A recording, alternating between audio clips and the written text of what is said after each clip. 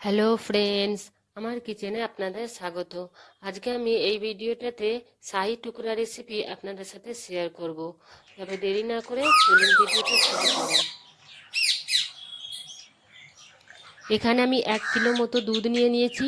আর এই দুধটাকে খুব সুন্দর করে ফুটিয়ে ফুটিয়ে একদম কমিয়ে ফেলতে হবে আমাদেরকে।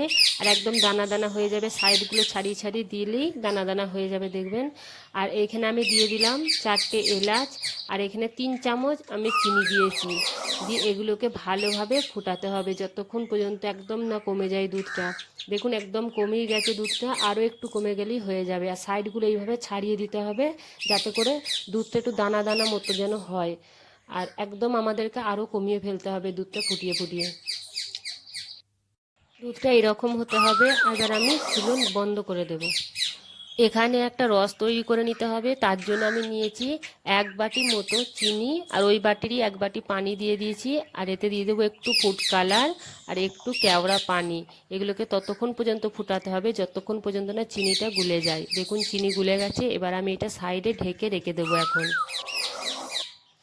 এখানে আমি 6খানা ব্রেড নিয়ে নিয়েছি।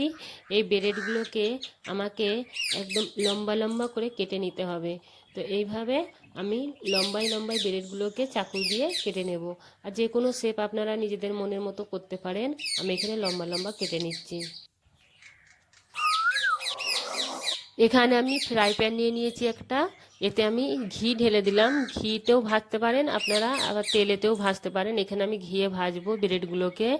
আর এইভাবে আমাদেরকে একদম লাল লাল করে ব্রেডগুলো একদম কুরকুরে করে ভেজে নিতে হবে।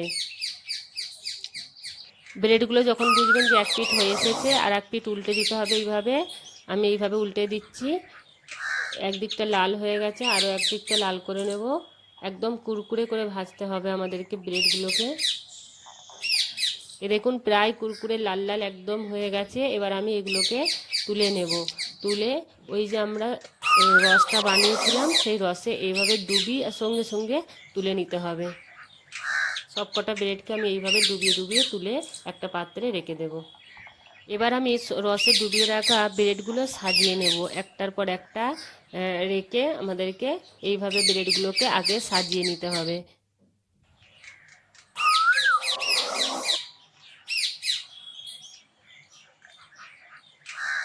এখানে আমি সব ব্রেড কটাকে সাজিয়ে নিয়েছি। এবার এর ওপর যে দুধের যে রাবড়িটা করেছিলাম ওইটা ভালোভাবে এতে একদম দিয়ে দেব। সুন্দর করে চামচে করে এইভাবে দিয়ে দিতে হবে। চারিদিকে যেন হয়ে যায় ভালোভাবে, সেইভাবে দিতে হবে। উপর থেকে কিছু কিশমিশ আমি দিয়ে দেব। আর একদম টুকরো টুকরো করে রাখা পিস্তা আর বাদাম উপর থেকে দিয়ে দিচ্ছি। আর দেব কিছু আমি টুটি ফুটি এতে দিয়ে দেব। টুটি ফুটি দিলে দেখতেও খুব ভালো লাগে আর খেতেও মজা লাগে। আর বন্ধুরা সেম রেসিপি ফলো করে একবার বাড়িতে বানিয়ে দেখবেন। এটা একটা দারুণ মজার রেসিপি। যদি ভিডিওটা ভালো লেগে থাকে তাহলে লাইক, কমেন্ট, শেয়ার আর সাবস্ক্রাইব করতে মোটেও ভুলবেন না। ভিডিওটা দেখার জন্য অনেক অনেক ধন্যবাদ।